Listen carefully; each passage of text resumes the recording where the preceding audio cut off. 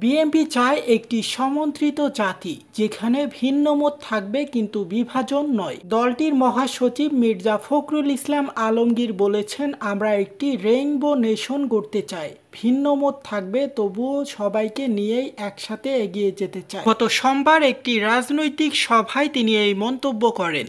তিনি বলেন, দেশে গণতন্ত্র পুনঃপ্রতিষ্ঠায় বিএনপি দৃঢ় প্রতিজ্ঞাবদ্ধ, আর এজন্য একটি অবাধ, সুষ্ঠু, অংশগ্রহণমূলক নির্বাচন অপরিহার্য। সরকারের প্রতি ইঙ্গিত করে তিনি আশা প্রকাশ করেন, প্রতিশ্রুত সময় অনুযায়ী সরকার নির্বাচন দেবে। জনগণের ভোটাধিকার ফিরিয়ে দেওয়ার এখনই সময়। উক্ত বক্তব্যে তিনি 2024 সালের 29 জুলাই নিরাপদ সড়কের দাবি, ছাত্রদের আন্দোলন ও গণহত্যা প্রসঙ্গ টেনে আনেন। অতঃপর তিনি বলেন, জুলাই গণহত্যার দায় সাবেক প্রধানমন্ত্রী শেখ হাসিনার। তাকে এই দায় থেকে কখনোই ক্ষমা করা যায় না। বিএনপির মহাসচিব বলেন, রাষ্ট্র ব্যবস্থাকে দুর্নীতিমুক্ত, জবাবদিহিতামূলক ও জনগণের সরকারে রূপান্তরিত করাই বিএনপির মূল লক্ষ্য। সেই লক্ষ্যেই দেশের সব মত ও শ্রেণীর মানুষকে এক ছাতার নিচে আনার চেষ্টা চলছে।